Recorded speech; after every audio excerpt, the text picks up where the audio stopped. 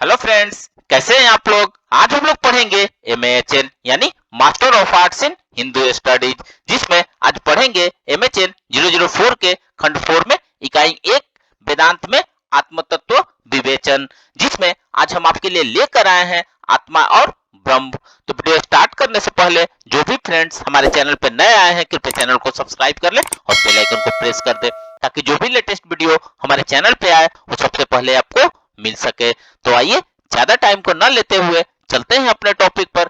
वेदांत में आत्म तत्व विवेचन में आत्मा और ब्रह्म के बारे में पढ़ते हैं। तो आइए वीडियो को स्टार्ट करते हैं। शंकराचार्य के दर्शन में आत्मा और ब्रह्म एक ही सत्ता के दो नाम हैं।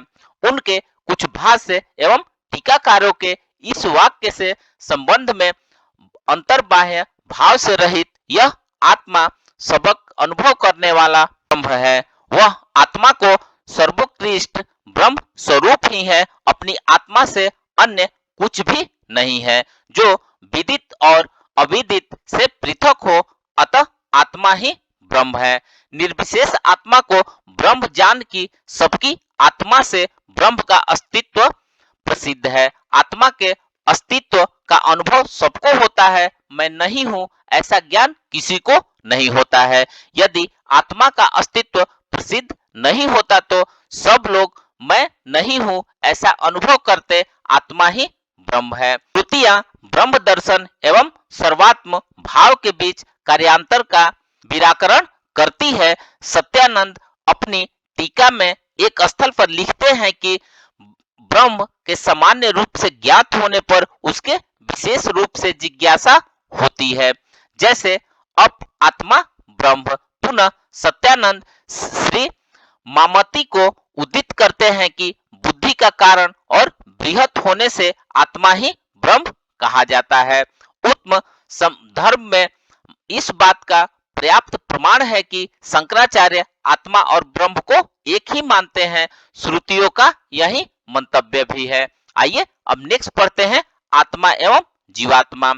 व्यवहार में शरीर तथा इंद्रिय समूह के अध्यक्ष और कर्मफल मोचमा आत्मा को ही जीव कहा जाता है। यह अंतःकरणा वंचित चैतन्य है। परमार्थ में आत्मा और जीवात्मा में कोई भेद नहीं है। जीवो ब्रह्मवेव नायर। जब जीव को आत्म तत्व का बोध होता है तो अविद्या के साथ ही उसका तजन्य कर्म जाल भी नष्ट हो जाता है। तत्व कर्तव्य मुक्तित्व आदि की मिथ्या कल्पनाएं भी विलीन हो जाते हैं, वह ब्रह्म हो जाता है। यह कथन भी उपचार माल है, क्योंकि जीव तो सदा ही ब्रह्म है। जीवत्व तो अविद्या जनित भ्रांति है। प्रश्न यह है कि उपाधि विशिष्ट क्लेश कर्मदिकों में बद्ध जीव और शुद्ध बुद्ध युक्त स्वभाव ब्रह्म या आत्मा की एकता कैसे सिद्ध हो सकती है। वेदांत का विचार है कि जब गुरु शिष्य को तत्वमति का उपदेश देता है और शिष्य उसे आत्मसात कर लेता है तो जीव का ब्रह्म और जीव की एकता का बोध हो जाता है, और वह कहता है कि एवं स्वयं की एकता जहत अजहत लक्षणा द्वारा होती है। ततः का अर्थ है सर्वज्ञ चेतन ब्रह्म और स्वयं का अर्थ अल्पज्ञ चेतन जीव। यहाँ अल्पज्ञा एवं सर्वज्ञता दो आपस में विरुद्ध धर्म है। इन विरुद्ध धर्मों को छोड़ तथा चैतन्य को लेकर लक्षणा द्वारा दोनों का ऐसा होता है कि दोनों चेतन है। निश्री सरस्वती कहते हैं कि सत्ता रूप से जीव एवं ब्रह्म का भेद नहीं हो सकता, क्योंकि सत्ता पूर्ण एक अखंडित एवं व्यापक पदार्थ है। जीव एवं आत्मा के संबंध को लेकर वेदांतियों ने तीन अवधारणाएं प्रस्तुत की है, जिन्हें क्रमशः प्रतिबिंबवाद, अवच्छेदवाद तथा आभासवाद कहा जाता है। ब्रह्म का अविद्या में प्रतिबिंब ही जीव है। जैसे चंद्रमा का जल में अनेक प्रतिबिंब पड़ना एकधा बहुधा चैव दृश्यते। जल चंद्रवत जल के स्वच्छ और मलिन के तात्पर्य से प्रतिबिंब में मलिनता आ जाती है, किंतु प्रतिबिंब के कल्पित होने से चंद्र के स्वरूप पर और दूसरे प्रतिबिंब पर कोई प्रभाव नहीं पड़ता है। वैसे ही एक जीव का कर्म फल के साथ संबंध होने पर दूसरे जीव का संबंध नहीं होता है। पर समस्या यह है कि प्रतिबिंब सदा सरकार बिंब का पड़ता है, निराकरण का नहीं, जबकि ब्रह्म निराकार है। इस कठिनाई से बचने के लिए अवच्छेद स्वाद का सिद्धांत दिया गया। माया के द्वारा विक्षेपित अविद्या अथवा अंतःकरणा वंचित जीव है। आत्मा दिक् के समान एक है। अखंड दिक् में जब हम कृत्रिम रूप से खंड की कल्पना कर लेते हैं, इसी प्रकार एक ही आत्मा अनेक रूप में दिख पड़ता है, किंतु माया या अविद्या ब्रह्म को परिच्छिन्न नहीं कर सकती। फिर शंकराचार्य ने अमासवाद से इसकी व्याख्या की। ब्रह्म या आत्मा का अविद्या या अंतःकरण में आभास जीव है। माया सदसद निर्वचनीय होने से आभास जीव की सदसद निवर्चनीय है, मिथ्या है। शंकराचार्य ने प्रसंग 2 पर प्रतिबिंब एवं अवच्छेद का दृष्टांत दिया है, पर अंतिम रूप से आभासवाद में ही दोनों के संबंध की व्याख्या किया है। माया भ्रांति है, अतः उसे आभासई मिथ्या है। आभास ब्रह्म के विवर्त है। जैसे अंधेरे में रज्जु में सर्प की प्रतीति होना प्रकाश से रज्जु में सर्वत्व की भ्रांति निवृत्त हो जाती है, वैसे ही आत्मज्ञान ब्रह्म ज्ञान से आभासी जीव बनकर जीवत्व नष्ट हो जाता है। वह आत्म स्वरूप है, उसे जगत के मिथ्या तत्व का भी बोध हो जाता है। आइए अब नेक्स्ट पढ़ते हैं रामानुजाचार्य के वेदांत में आत्मस्वरूप।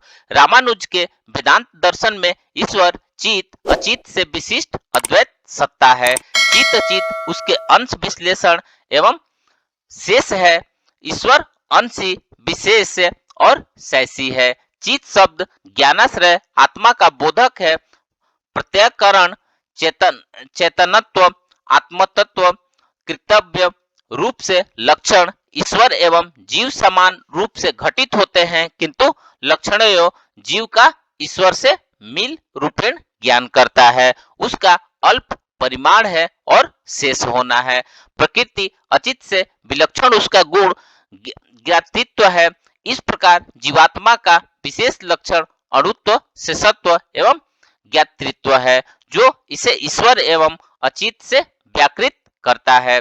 रामानुजाचार्य के अनुसार चित और अचित दो पृथक द्रव्य है तथा आपस में स्वतंत्र है। इनकी सापेक्षता मात्र ईश्वर के संबंध से है। इन दोनों की पृथकता इस बात का प्रमाण है कि जीव प्रकृति के विकारों देह इंद्रियों मन बुद्धि एवं प्राण से भिन्न है।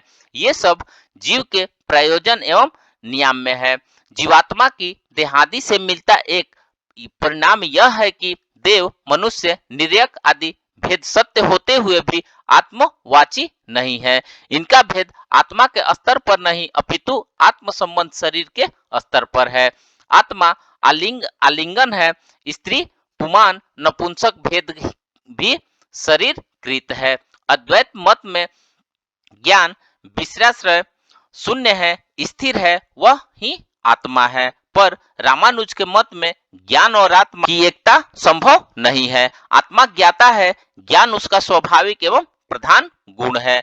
आत्मा ज्ञान का कर्ता तथा स्थिर है। आत्मा की स्थिरता यही वह पदार्थ है जिसकी मैंने पहले अनुभूति की थी। वाक्य से सिद्ध है कि श्रुतियां एवं स्मृतियां आत्मा को ज्ञाता कहती है। स्वयं वदरायण ने भी आत्मा श्रुते सूत्र से जो द्वैत एवं सूत्र तक आत्मा के ज्ञातृत्व का वर्णन किया है, अस्तु आत्मा ज्ञाता है, यह श्रुति सम्मत सिद्धांत है। तो फ्रेंड्स, इस प्रकार से आज हमने वेदांत और आत्म तत्व विवेचन में आत्मा और ब्रह्म के बारे में पढ़ा। तो मिलते हैं एक नए वीडियो के साथ में, तब तक हमारे चैनल पे बने रहिए। धन्यवाद।